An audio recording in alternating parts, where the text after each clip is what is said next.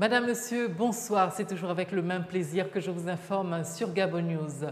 Grosse actualité ce soir avec le palais de l'Assemblée nationale envahi par les partenaires sociaux désabusés par le pouvoir.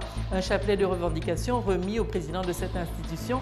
Vous aurez les explications en détail de ce mouvement d'humeur dans ce journal.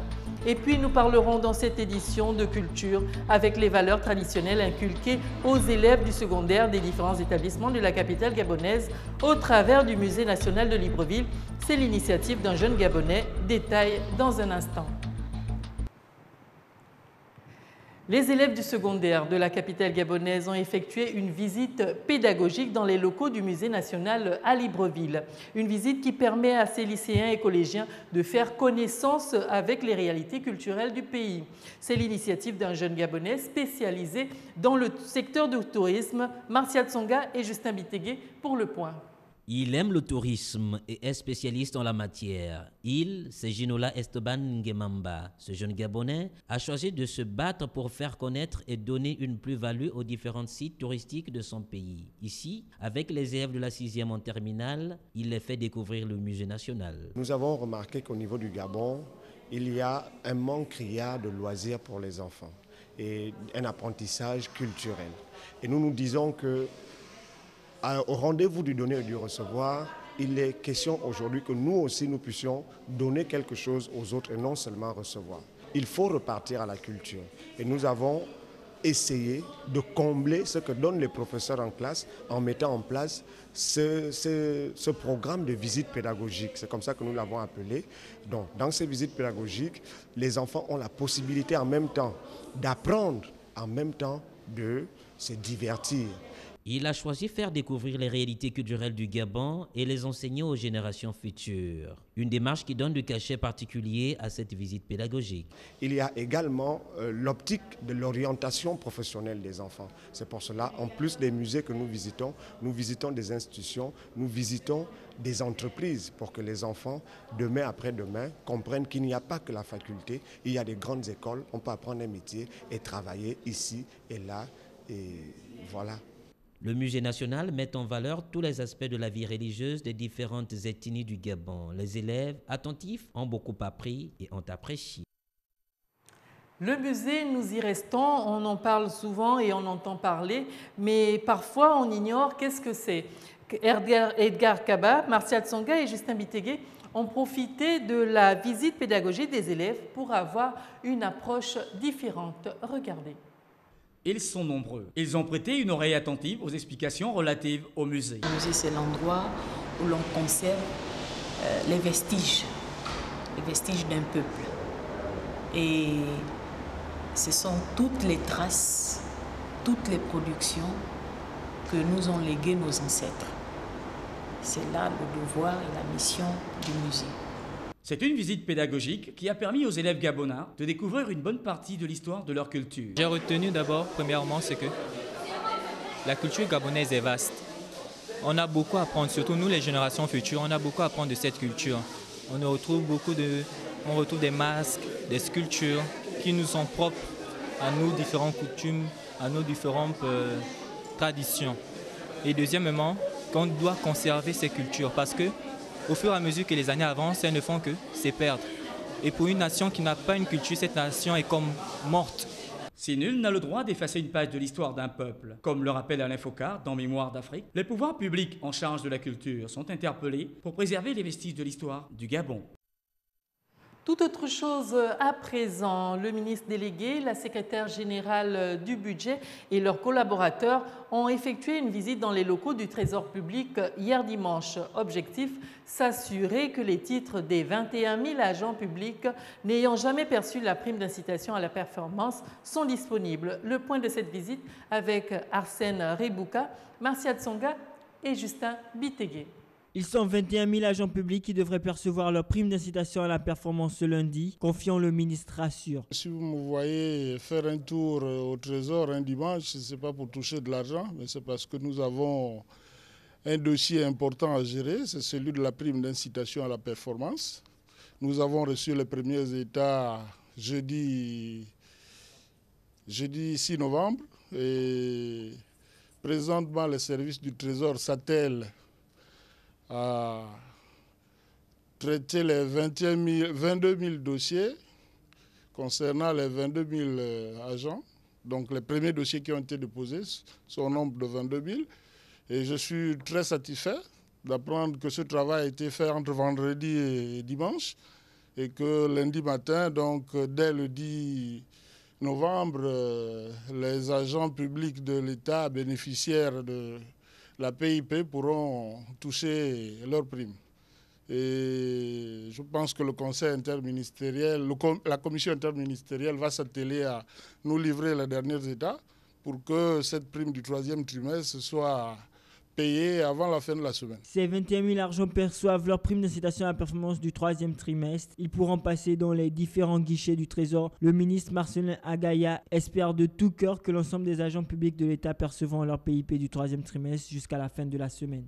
Fin du séminaire de formation initié par le Centre national des œuvres universitaires sur le flattering, entendez Facebook, Twitter, Tering. C'est une formation sur les réseaux sociaux qui a vu la participation des présidents des mutuelles, des universités et instituts gabonais. Le point avec Marcia Tsonga et Justin Bitegué.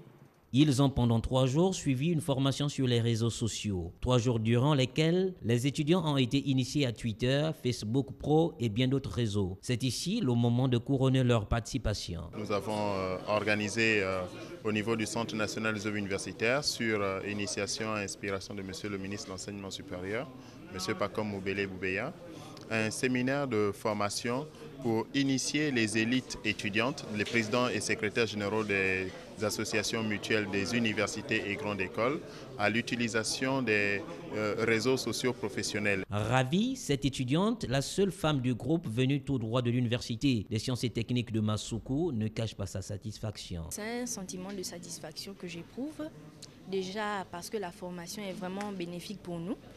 La formation a été axée sur le programme Flittering, c'est-à-dire une meilleure utilisation des réseaux sociaux que sont Facebook, Twitter et LinkedIn.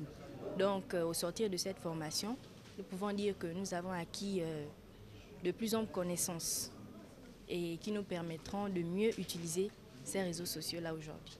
Les étudiants semblent avoir beaucoup profité de ce séminaire de formation. Ils promettent de mettre en œuvre les notions apprises au service des universités et des écoles supérieures du Gabon. Restons toujours dans le cadre du séminaire sur les réseaux sociaux. Le directeur général du Centre des œuvres, Aubert Djila, a exhorté les étudiants responsables des différentes mutuelles de leur institut et universités respectives à être des leaders. C'est une exhortation suivie de remise de parchemin. Retrouvons nos reporters Marcia Tsonga et Justin Bitegué. Je confirme qu'il était bien là. Remise des attestations de participation et signature de la charte sur les réseaux sociaux était au rendez-vous de cette fin de formation, avec à la clé la remise des tablettes et d'autres gadgets aux participants. Voilà qui a ponctué cette cérémonie. Alors vous étudiants, après votre parchemin, vous allez où? Objectif précis, obtenir le parchemin. L'aigle royal n'est pas aigle royal pour gamberger. Profitant de cette occasion, le directeur du Centre national des œuvres universitaires du Gabon a magistralement exhorté les étudiants à la culture du leadership. Les étudiants, ailleurs, ont une forte imputabilité sociale sur la vie de leur nation. Alors nos jeunes vont aussi acquérir ces outils en commençant par une formation aux réseaux sociaux, mais qui va se poursuivre sur d'autres éléments. Nous insistons fortement parce qu'on ne peut pas dissocier le fait d'être étudiant de celui d'être un leader. Un étudiant est un espoir dans sa famille. Un étudiant est un espoir dans sa nation. Cela fait de lui de facto un leader. Aubert Djila, directeur du CENU, à travers cette exhortation, veut de bonne foi appeler les étudiants à donner le meilleur d'eux-mêmes, en agissant en responsable pour servir d'exemple et surtout pour le bien-être de la société universitaire et partant, celle de la société gabonaise. Et puis, le Centre Gabon-Oregon a animé une conférence scientifique la semaine dernière au Centre national de recherche scientifique de technologie CNRS de Libreville.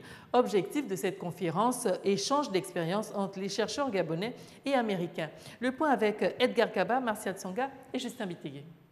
Le projet Gabon-Oregon vient de mettre sur pied une collaboration entre les enseignants-chercheurs gabonais et leurs homologues américains de l'État d'Oregon. Les thématiques telles le développement durable, l'éducation, la santé, l'environnement et l'écologie sont au cœur de ce partenariat. Le projet Gabon-Oregon est un challenge scientifique international. Mettre en place une véritable collaboration scientifique universitaire et scientifique dont les principaux objectifs sont le renforcement des capacités du Gabon et, in fine, une plus grande visibilité scientifique des Gabonaises et des Gabonais. Pour le directeur exécutif de Gabon-Oregon, l'objectif de ce projet est d'offrir des opportunités de plus aux chercheurs gabonais. L'objectif, c'est de faciliter la collaboration entre chercheurs gabonais et chercheurs américains afin que nous puissions vraiment rehausser la recherche gabonaise et qu'on puisse vraiment produire des résultats. Et cette collaboration se fait par des projets. Donc il y a une soumission de projets au Centre Gabon-Oregon et nous finançons le démarrage de ces projets afin que, ensemble, soit les étudiants et les chercheurs gabonais puissent aller aux États-Unis, soit ce sont des chercheurs gabonais qui viennent ici. C'est un partenariat gagnant-gagnant entre les universitaires gabonais et américains d'Oregon que l'on considère dans la plupart des disciplines scientifiques comme les meilleurs au monde.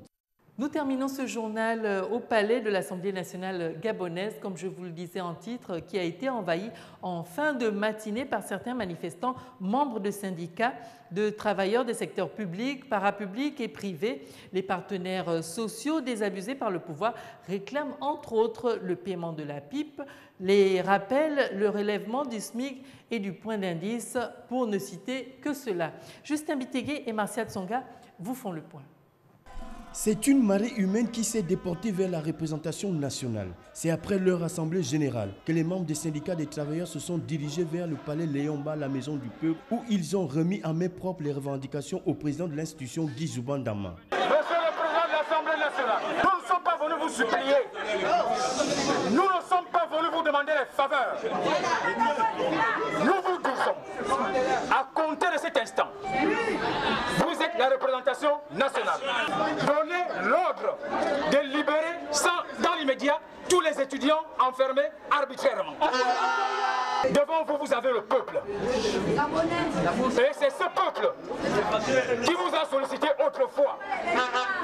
Et vous avez dit que vous êtes à Ottawa. Le refus de recevoir le peuple ce jour prouve à suffisance que vous n'êtes pas là pour le bonheur des Gabonais que nous sommes. Reconnaissant les revendications posées par les syndicalistes, le président Guy Zouban Dama a dit remettre toutes ses préoccupations sur la table du gouvernement afin que les solutions soient trouvées. Maintenant, mesdames et messieurs, vous êtes venus à la maison du peuple transmettre vos préoccupations. Moi, en tant que parlementaire, en tant que président de l'Assemblée nationale, je ne suis que l'intermédiaire entre le peuple et l'exécutif.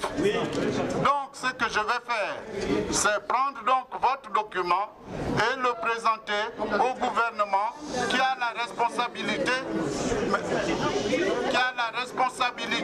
de la conduite de la politique de la nation.